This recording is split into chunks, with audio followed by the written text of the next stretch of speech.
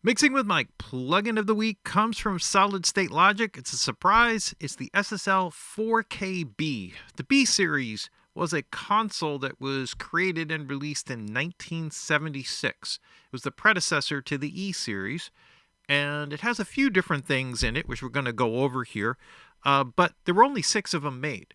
So there were not a lot that were out there. There was one most famously in Townhouse. If you have the BX Townhouse from Plugin Alliance, then you have the bus compressor put into rack mount form from this very same B series console. So with that, imagine that inside the channel strip, and essentially that's what you have, because the compressor on this is much more like the bus compressor than it actually is the channel compressor of the E, G, J, and K series consoles. It was also in Le Studio in Montreal, also in Record Plant in LA. So there weren't a lot of them made, and then it quickly evolved into the E series, and that became the signature sound. But they've done some really unique things here. And the console channel strip is unique itself. So let's kind of go over it real quick, and then we'll do some audio examples. Essentially, what we have is very similar to the E series brown knob EQ, right? Same basic functions. High pass, low pass filter at 12 dB per octave. High shelf that can be made into a bell curve, right? High mid band, low mid band with variable Q all in there. EQ in and out, pretty straightforward. Bell curve on the low shelf, right? So you could switch it to a bell or a shelving EQ. So this is identical to the way that it lays out. And it has a very similar sound to the brown knob EQ. Very warm, has a lot of warmth and detail in the mid-range like you would normally expect from an SSL EQ. More on the warmer side overall, as you'll hear, than the E series, and in particular the G series. So we're going to skip over here for a second, and we'll come back to the center panel here.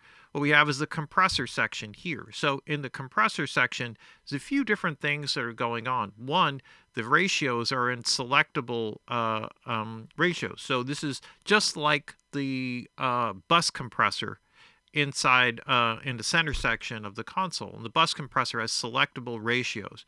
Same kind of thing here. You could take it out, and it also has a DS function, which we're going to get into. So it actually had a De-Esser built into it. If you use this in conjunction with the release control in DS mode, you get an ultra fast release and fast attack, and it sidechains the signal through a filter so that you're getting just the essence, just the sibilance that's triggering the compression, performs the compression full band. Okay, so it's not doing it multi-band. It's not kind of splitting off and only compressing high frequencies. It compresses full band, but the sidechain keying is done from the higher frequency spectrum to accent S's. Really cool having this built into the console, and there weren't really any de-essers out at the time either, so that's a very valuable tool. And a threshold. Now, when you work with the threshold, what you're going to notice is the gain is going to build rapidly as you lower the threshold. So it's sort of an interesting thing that seems to be some kind of gain makeup automatically coming in as you're shifting the threshold. And you'll find that you will almost always end up pulling the fader back after lowering the threshold to get your compression. Dynamics in and out, and we have the gate section that could be expander or gate mode. That operates very similarly. Now, there's one primary difference here. You'll notice there's no attack setting. So on the E series, G series consoles, they had a fast attack, slow attack setting, which was really just pulling on the release knob. So you'd pull it up for fast attack, down for slow attack. I believe that's what it was. All of a sudden, I'm forgetting about that. But it was switchable. Here, it's auto sensing for all the attacks. So you also have an auto release feature, very much like the bus console, whereas you don't have that. The release timings are again selectable, right? So it's all discrete all the way through. Very cool. You have the gain reduction meters here for the compressor and for the gate. So all of that is there. Down here we have a routing section. This will determine the order of things. So you could place the dynamic section first. You could put the filters first, then the dynamic section. So you could kind of order the processing as you go through. If you have an external key, then you can also have the external key feeding into the dynamic section, and you have the ability to monitor that if you set one up. And you could also fit the EQ into the dynamic sidechain. So this will take the EQ out of the circuit and feed it into the sidechain of the dynamics if you need to do more intricate triggering or keying with it. So you can do all of that internally. These are features that did exist on the E and G series consoles. I never had the luxury of working on a B series. I've worked on many E, G, and J series consoles and K series consoles. Never got my hands on an E series. Weren't enough of them around, I guess. And they were probably out of circulation by the time I dug into them. And that's the basics on that end. There's also an HQ thing, which adds in oversampling. So this will kind of give you a higher quality with a little bit of kickback on your CPU power. That's always the trade-off. Center section here, or the center panel here, operates some of the input and output controls, right? So you have an input trim, phase inversion, right? That's a normal line trim. But you also have a preamp available here, a mic preamp. So what they've done in a very cool way is if you hit the pre switch, you can add the saturation of running through the preamp without any added gain. So you have the benefit of getting those saturation component, that aspect of the sound, without actually adding any gain. And then you can make up for a little bit of that if it does raise a little bit with the input trim, and you're good to go. Also, on the stereo modules, you have a width control. So what this will do if you increase it up to 200% is it will add signal strength to the side. So it won't take anything away from the center. It'll just add signal strength to the side. That's the basics of that. And then you have a pan control. Really, in this spectrum, it's really like a balance control, sort of moving, leaning left or right, so you could balance the signal. The solo and cut feature, you think, well, why would you have this here? And it does make sense, and I'll get into this in a second. It has to do with the controller, the UC1. So if you have the UC1, you get this automatically. If you're part of the subscription plan, you get it as part of the subscription plan. And right now, that's the only way to get it, which is a real bummer. I wish they would put this out on sale for everybody. I think they will do that eventually, but they're probably trying to draw people in to that system. So yeah, don't get pissed off at me. It's not my fault. I'm just doing the review. It sounds amazing. I think you really like it. You decide what you want to do after that. But the 360 thing is a software that allows you to amalgamate or put into one sort of software or virtual console all of your SSL channel strips. So if you do your whole mix, you could have everything side by side, all laid out, which would basically, to some degree, take over the DAW, which is kind of cool.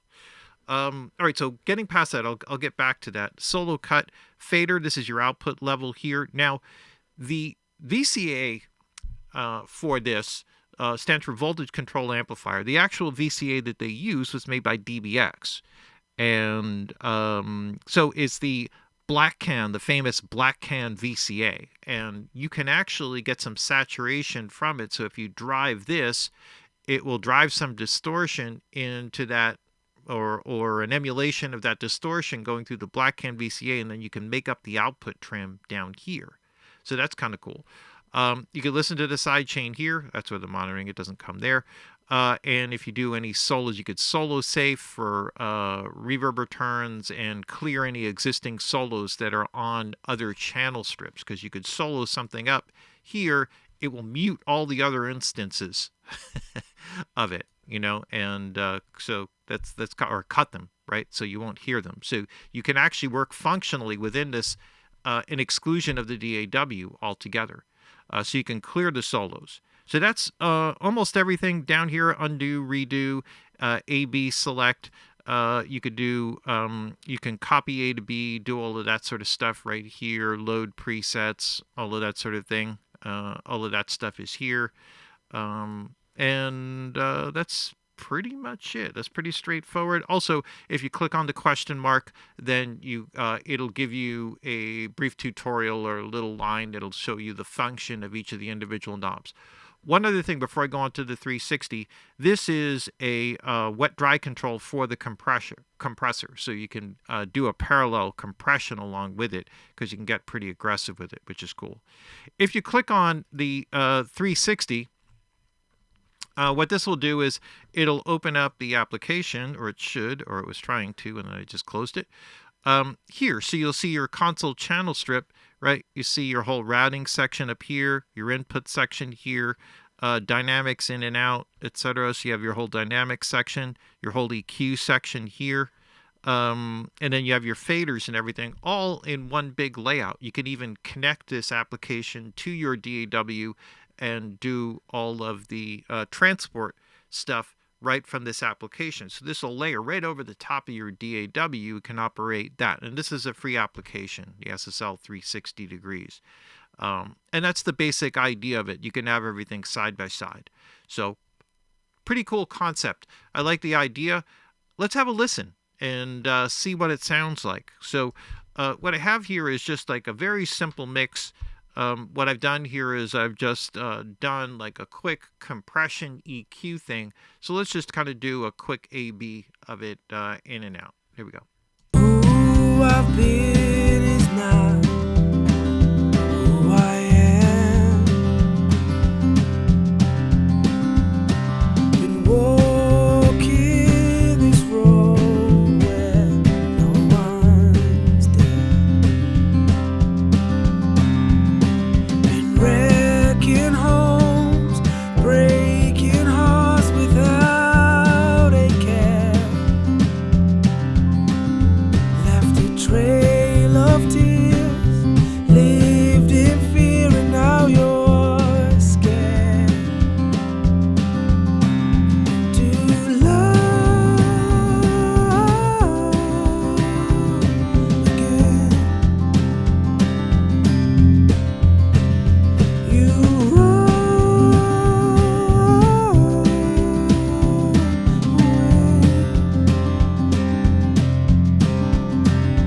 run away from me. Right, so you can hear, so it has like a rich kind of warm sound. It has all the detail that you like in an SSL, but also has a lot of depth to it, which is really great.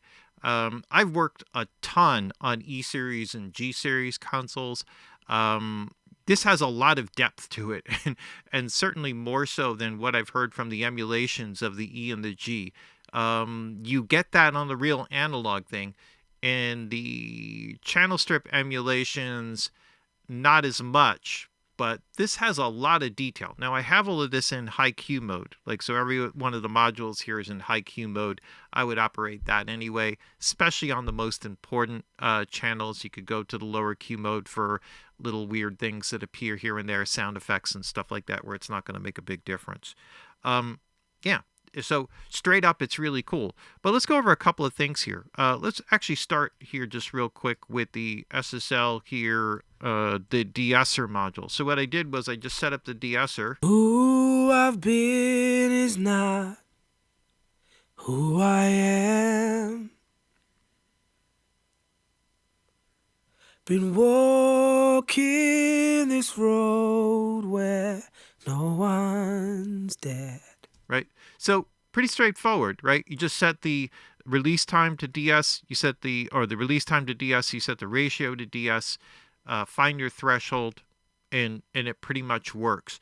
Now, this was something that you could always do with any of the SSL consoles, right within the console, but you usually had to route the EQ, just like I showed you down here, into the dynamics section, which was something that you could. There was just an EQ to dynamics button that would allow you to route it there, EQ everything out except for the S's, and you could get the compressor to operate that way with a fast attack and release. But here with the specific settings, details out really well. And I always thought that was a really good de-esser, just doing with the SSL console. I didn't know that they had this built in to the B series desk, which is kind of a cool feature. I'm not sure exactly why they got rid of that. So that's a cool one. One other thing here is bringing in some of the saturation. So let's kind of play around a little bit with that and see what we got here with the vocal. Who I've been is not who I am. Bring in a nice warmth and detail. Been walking this road where no one's there. So you have an LED that will change in color. So if I drive it more, Who I've been is not right? who I am. Right, so if it's green or yellow, you're getting a moderate amount of warming saturation. If you go into the red, orange, red, then you're starting to get into more definitive saturation. The other one is here by pushing the fader up. So I'm just going to pull this back a few dB here, maybe 10 dB, and just drive this. Who I've been is not who I am. Probably not as appropriate for a vocal, so maybe I could try that, or something on the bass, or guitar, see if it kind of fits in with one of those different elements on the mix. But just a couple of other forms of saturation that you could use to sort of drive into the song, kind of a nice addition. Who I've been is not Too much. who I am. Been walking this road where no one's there. All right, so let's have a listen to the bass. Let's see if we can work something in there. Oops.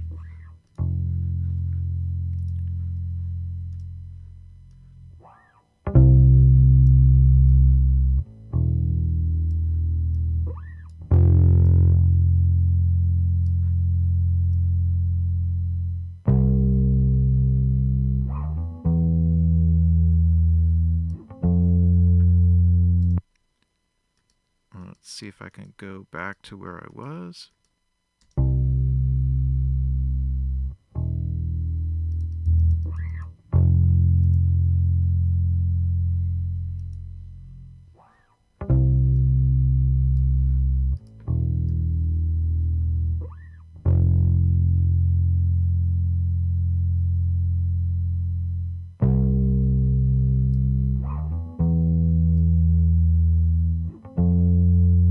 This is working a little better for that than the preamp, so I'll leave that out.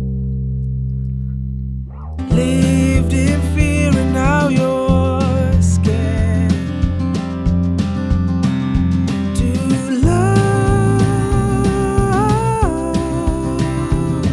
again. You run. Otherwise, all of this sort of detail and stuff that you would expect for working with the SSL, just,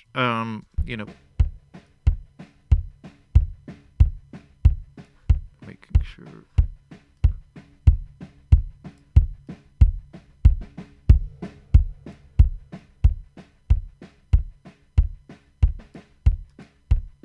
All right, getting the bell or the shelving EQ.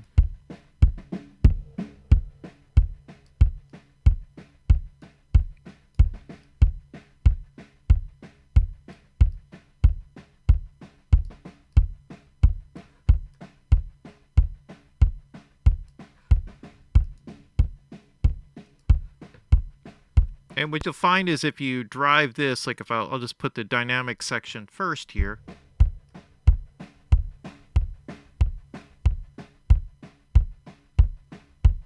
This is not as bad as some because I'm driving the gain reduction, but if I have this low here, you'll hear the gain go down low with it.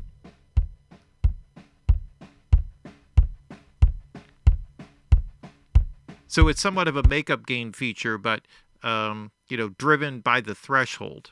And later when they did it, it's driven a bit more by all of the features here as well. But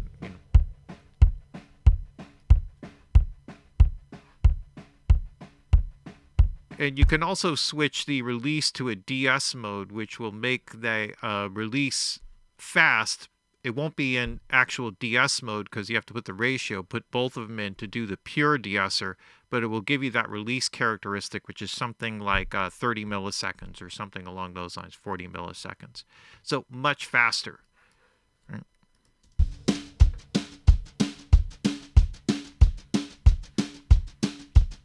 Similar type of thing with the snare.